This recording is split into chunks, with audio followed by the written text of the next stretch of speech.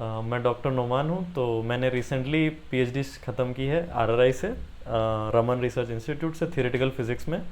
तो आज मैं आपके साथ ये डिस्कस करना चाहता हूँ कि काफ़ी लोगों को स्टार्ट करते पीएचडी जब शुरू कर रहे हो आप, या जब आप एमएससी में हो, आप सोच रहे हो पीएचडी के बारे में, तो एक कॉमन क्वेश्चन ये होता है कि पीएचडी जब लेना है तो इंस्टीट्यूट देख के लेना है, या गाइड देख के लेना है, या फील्ड देख के लेना है। तो ये क्वेश्चन का कोई आसान जवाब नहीं है, लेकिन आज हम इसके बारे में थोड़ा सा बात करेंगे। तो ये होता है कि आप पहले अपना, एक तो ये है कि आपको अपना रिसर्च ज़रूर करना चाहिए, ये गिवन है। तो इसका मतलब, रिसर्च का मतलब क्या है कि जब आप अपना एमएससी कर रहे हैं तो उस टाइम आपको समझ में आता है कि आपका इंटरेस्ट किधर है, आप किस फील्ड में इंटरेस्ट, किसी को एक्सपेरिमेंट में इंटरेस्ट होता है, किसी को मैथमेटिक्स में इंटरेस्ट होता है, कोई अपना स्ट्रिंग थ्योरी का बुक पढ़ा होता है तो उसको अपना स्ट्रिंग थ्योरी में इंटरेस्ट होता है।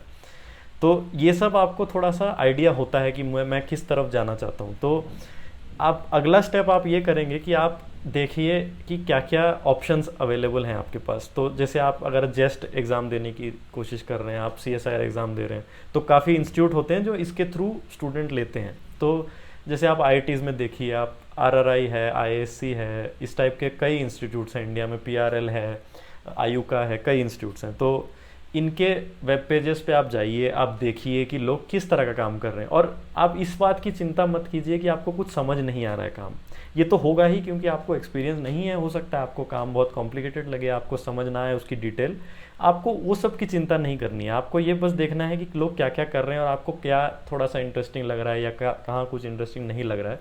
तो ये आपका फर्स्ट स्टेप है। अगर आप ये स्टेप नहीं करेंगे तो आपको बिल्कुल, आप फिर ब्लाइंड जा रहे हैं, आप सोच ही नहीं रहे हैं कि आपको आगे क्या करना है। क्योंकि पीएचडी जो है उसको आप किसी डिग्री की तरह मत समझिए, वो डिग्री नहीं होती है। वो काफ़ी, आप अपना ज़िंदगी का 5-6 साल उसमें लगाएंगे। तो अगर आपको थोड़ा सा आइडिया नहीं है, अगर आपको इंटरेस्ट नहीं है, तो आपको काफ़ी वो स्ट्रगल हो जाएगा।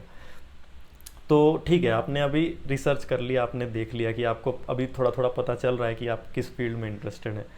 तो इससे आपको एक्चुअली इंस्टीट्यूट का भी बहुत अच्छा आइडिया आपको लग जाएगा कि अगर आपकी पसंदीदा फील्ड इस इंस्टीट्यूट में ज़्यादा है या उस इंस्टीट्यूट में ज़्यादा है, तो आपको थोड़ा सा उसी टाइम आइडिया लग जाएगा कि मैं यहाँ जाना चाहता हूँ, वहाँ जाना चाहता हूँ। तो आपका आधा काम यहीं पे हो गया।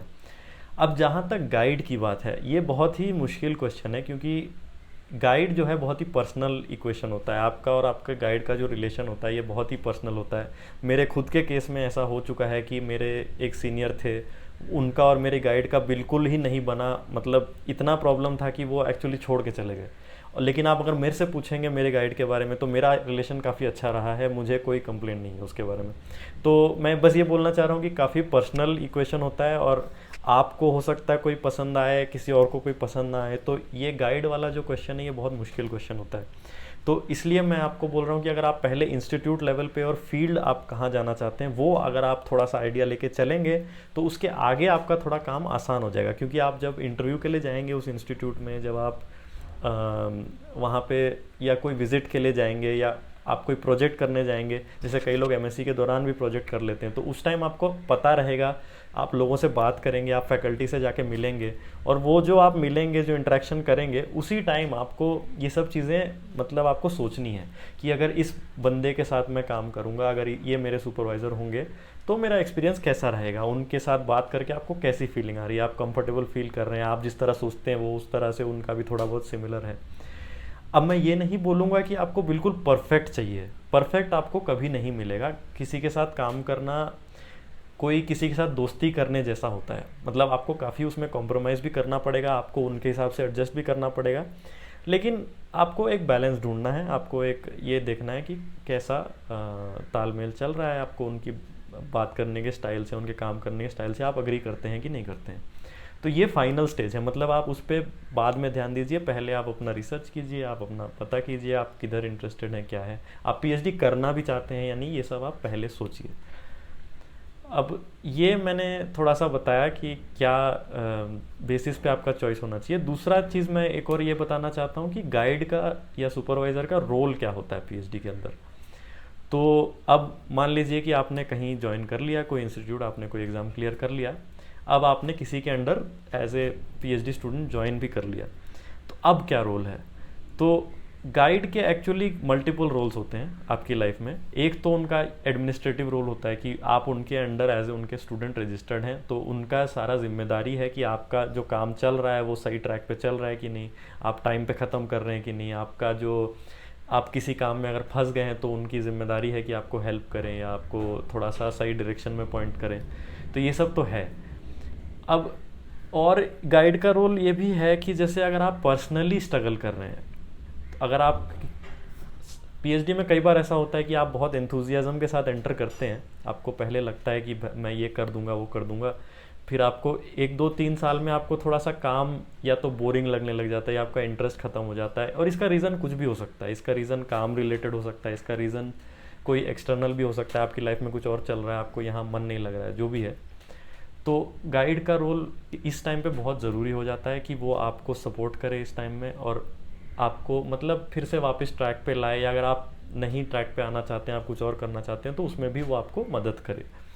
तो आगे चल के और ये काम हो जाता है, जैसे पेपर्स वगैरह का क्वेश्चन होता है, तो गाइड जो है आपका वो उस फील्ड में ऑलरेडी वो एस्टेब्लिश्ड वो फैकल्टी है या वो साइंटिस्ट है, तो उनको ये आइडिया होता है कि उस फील्ड में अगर आपको आगे जाके आपको अप्लाई करना है, आपको पोस्ट डॉक लेना है या आपको जॉब लेना है, तो किस टाइप के रिक्वायरमेंट्स हैं, लोग क्या चाहते हैं कि आपका पब्लिकेशन रिकॉर्ड कैसा हो, या आपका काम किस फील्ड में आप करेंगे, किस टाइप के क्वेश्चंस पे आप काम करेंगे, तो आपका बेटर आपका वो रहेगा, प्रोफाइल रहेगा। तो ये सब भी गाइड थोड़ा सा सोचता है, ये सब आपको भी सोचना पड़ता है, आप लोग आपस में डिस्कस करके ये सब डिसाइड करते हो। तो उसमें भी आपका गाइड का रोल है कि वो आपको मदद करे ये सब चीज़ों में, कि आपको वो गाइड करे कि आप इस टाइप के प्रॉब्लम्स पे काम कीजिए, या इस टाइप के एक्सपेरिमेंट्स पे काम कीजिए, या इस टाइप के जर्नल्स के साथ काम कीजिए। तो ये सब काफ़ी ज़रूरी हो जाता है, स्पेशली मतलब लेटर जो आपका स्टेज होता है पीएचडी का, 5th ईयर, या अगर आप 6th ईयर तक जा रहे हैं, 4th 5th 6th ईयर, तो इस स्टेज में ये सब रोल काफ़ी ज़रूरी हो जाता है, क्योंकि उस टाइम पे ऑलरेडी आप आगे का सोच रहे होते हैं कि आगे क्या करना है।